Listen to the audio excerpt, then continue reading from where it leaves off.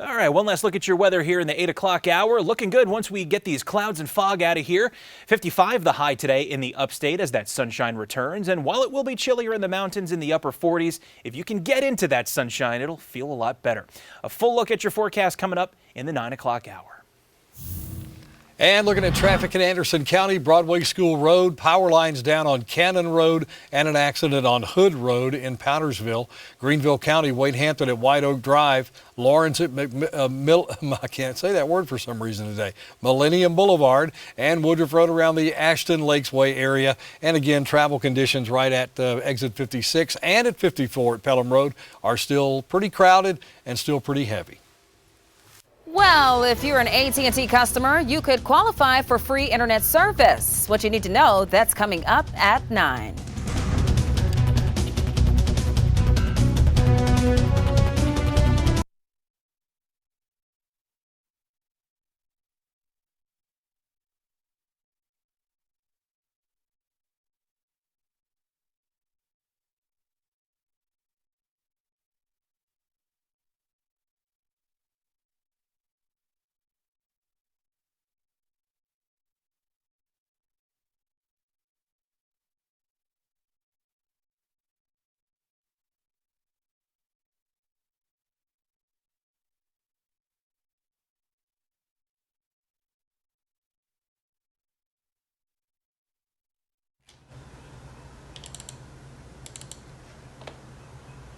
I gotcha.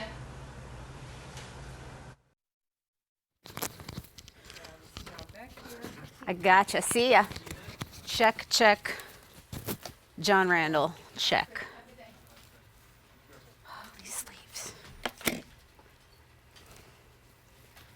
I bought this because it was all trendy, these stupid sleeves, and I'm like, I gotta wear it every once in a while, but they're really tight and they bell out, and I keep thinking I'm all disheveled, John Randall. Just let me know if my stuff's on right.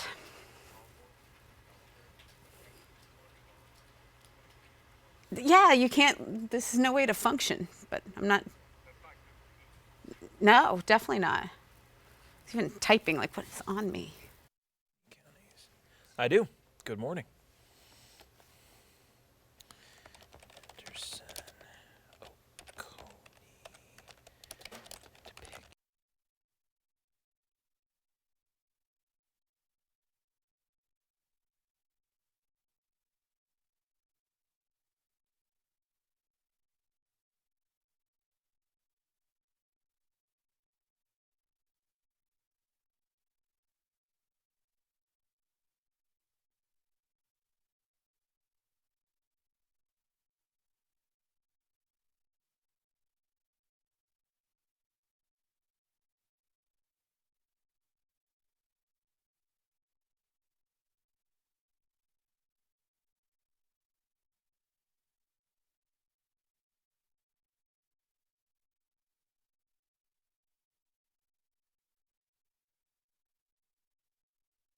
Committed to you.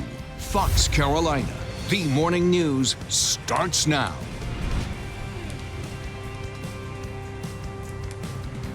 Well, this morning we're following as new construction is growing across the upstate, but leaders in one area are trying to make sure locals don't get squeezed out. We'll tell you what they're proposing to curb the growth.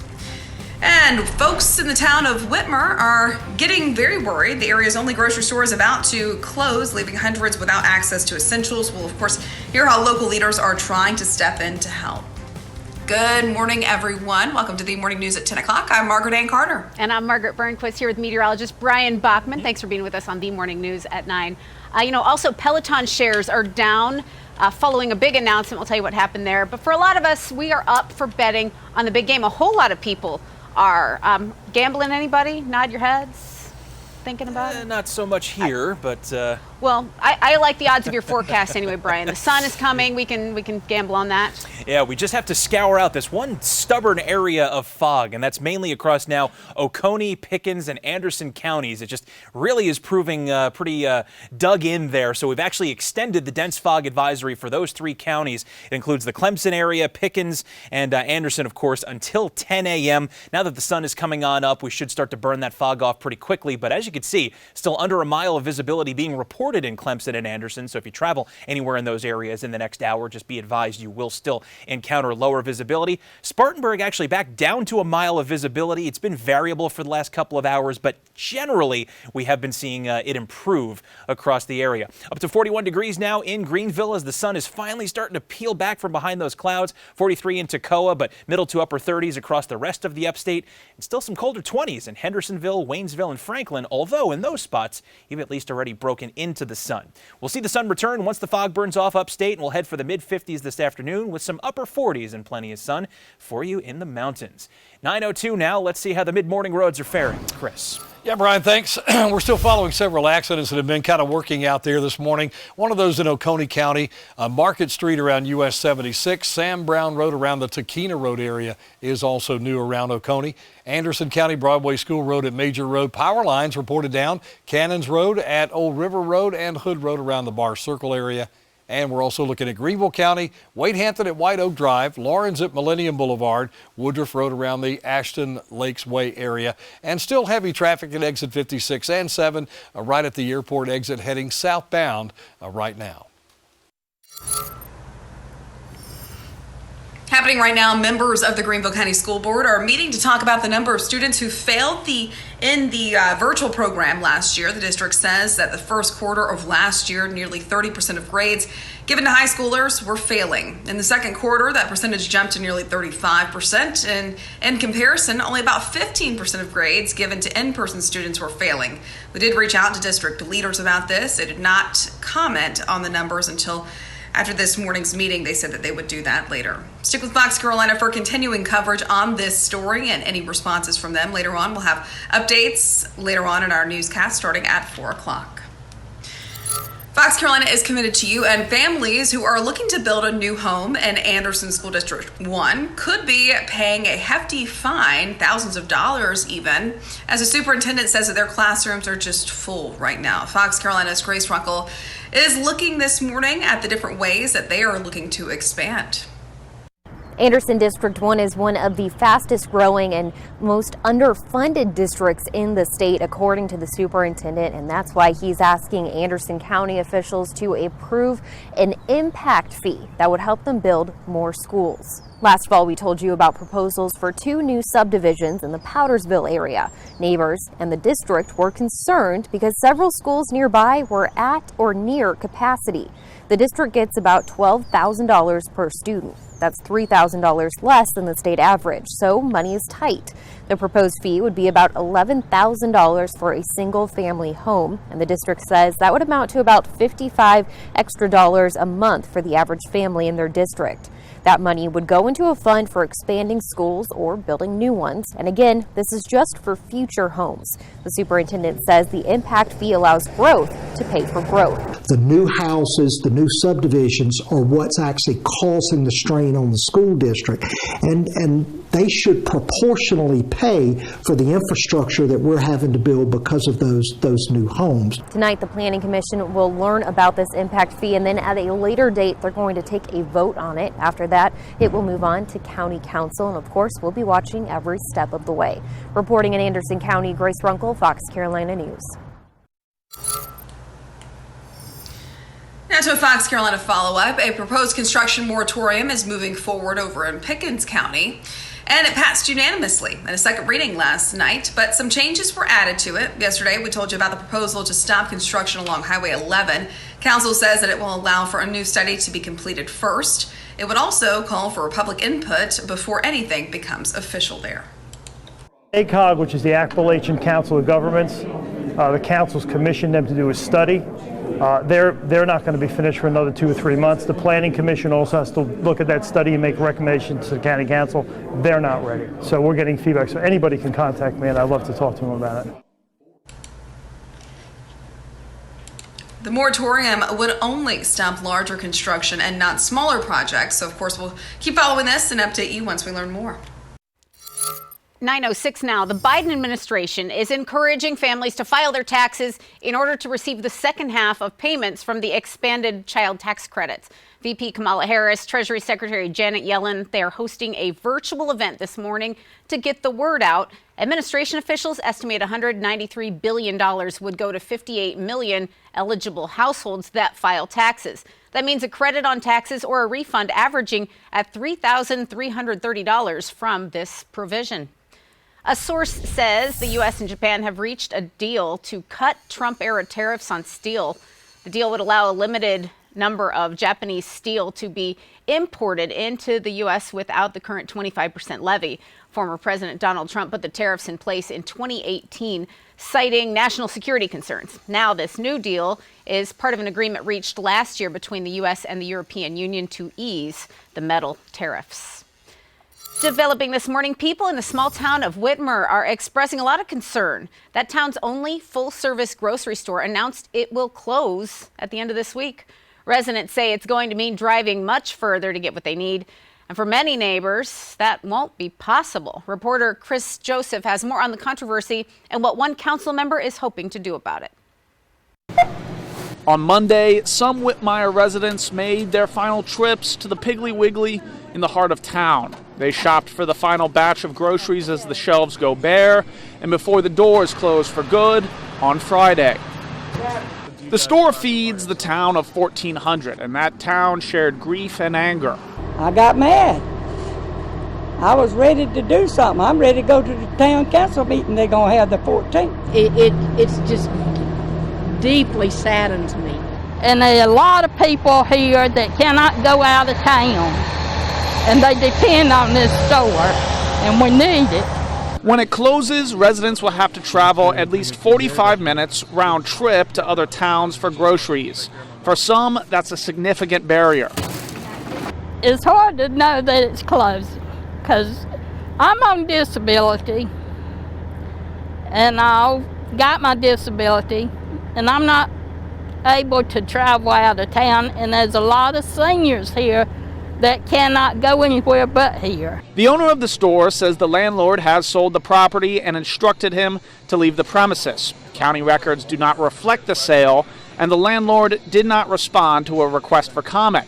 It's unclear what's next for the building, but at least one resident eulogized it in a TikTok video. For the big money, shut 'em down. Councilman Michael Thomas started a petition with more than 1,000 signatures to keep the store. Work with the Piggly Wiggly. Let's keep our grocery store and work together and make Whitmire better. It's not all about money.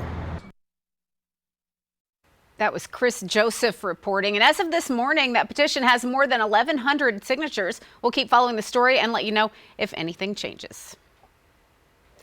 Well, coming up, we're following breaking business news this morning. After a rough few months for Peloton, the company's CEO is out of a job. We'll tell you what happened.